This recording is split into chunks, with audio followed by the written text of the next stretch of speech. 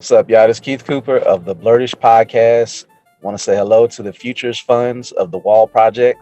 Want to thank y'all for having me. And today I just want to tell y'all about what I do. Um, do various things. I first off, I'm a podcaster. What that is, basically somebody who talks about a certain topic, whether if it's audio, video, YouTube. You have now had the famous term YouTuber, but in a way, it's just a form of podcasting. So there's multiple ways to do it.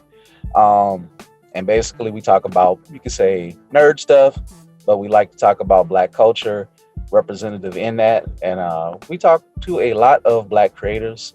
That's what our platform is for. We talk to a lot of artists, comic book creators, screenwriters, directors. We even talk to NASA rocket scientists. So that's what we do in a nutshell. I record the podcast with Mark Wallace. He is my co-host. We're both from Baton Rouge, and we decided to take up this endeavor because it's something we're passionate about. And as you can see with the shirt, you know, when you're building a business and you do several functions, you definitely want to brand yourself. Branding is important. It's how people recognize you. It's how people recognize what you do, even if you do several different functions. So we definitely thought about, the name, something that could be wearable, something that could be unique, and something that could just sound fun. So we came up with the term Blerdish. Uh, Means kind of a black nerd or black nerd stuff, and kind of a play on the term on the show Blackish. So, you know, when you are creating a brand, you got to think different levels. Think deep, but don't get too deep. Have fun with it, and hopefully people will enjoy and get what you're going for. We grew up loving comic books. It's always been a pastime of ours.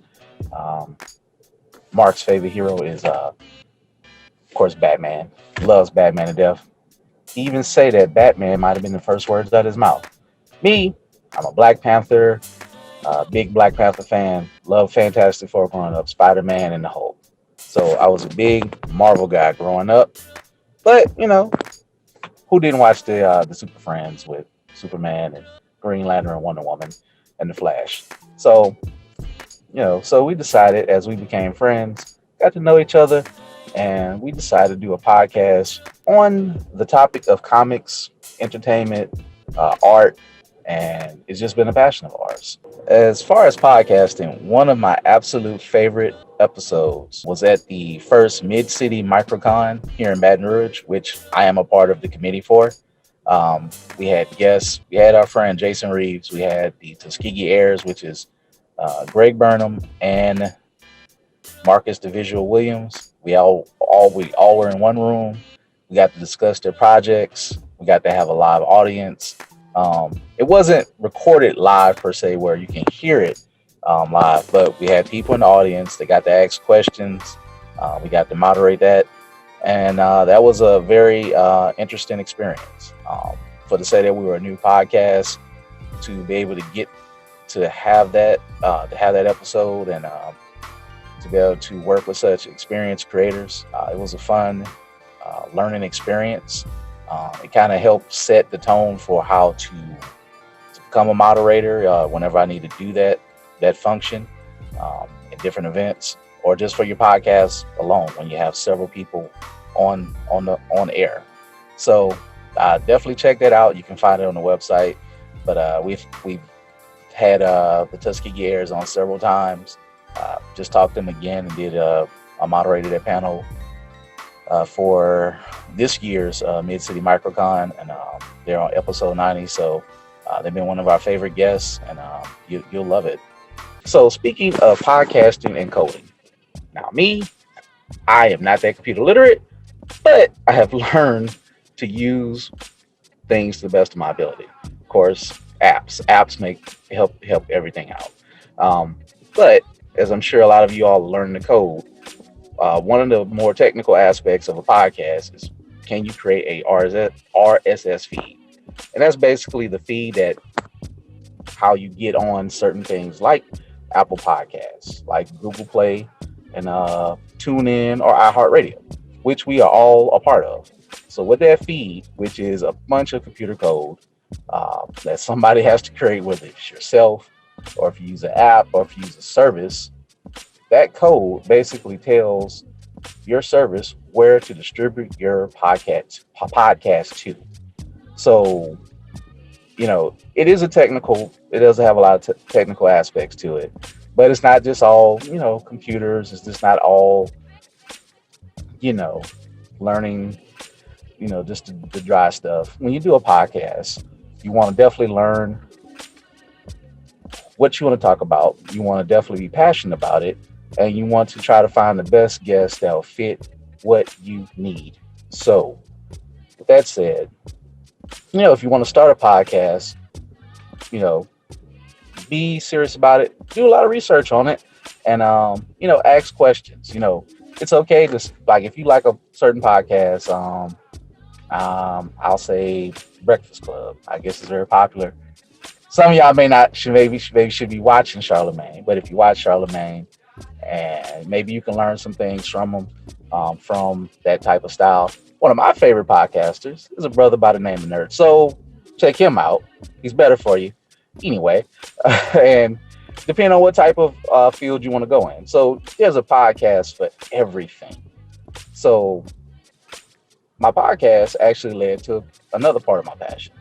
We're fortunate now to be a online and distribution for independent comic book creators, folks, and other authors and various people who are in the industry of what we like. So we were able to, fall into that and distribution. We do a lot of different events. We help a lot of creators out. Our top selling books are from, number one, 133 Art. It's been our ABC books and 123 books. And the reason why they've been great sellers is because Jason Reeves, the creator of the books, he's originally from New Orleans, so he understands the culture here. The books themselves are uplifting. They show wonderful kids of color, two wonderful twins from the West Bank of New Orleans, and they're going through this little adventure as they teach kids literacy, teaching kids the culture of New Orleans, like things from parades, snowballs, crawfish, different things. So there's a light, humorous tone to it, but it's very, very educational. And the same with the follow-up, which was the 123 book.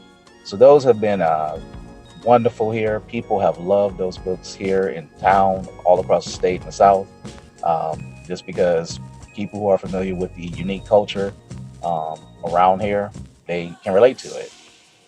My other biggest seller, I sell a book called Harriet Tubman Demon Slayer from David Crownson.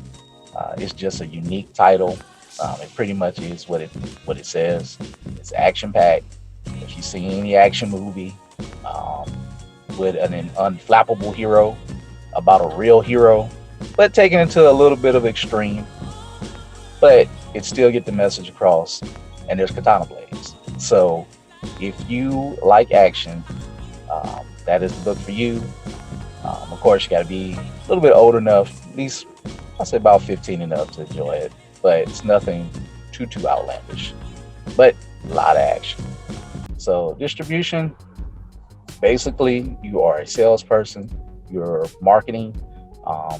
Your goal is to find out how to get this product efficiently into a reader's hands for a profit.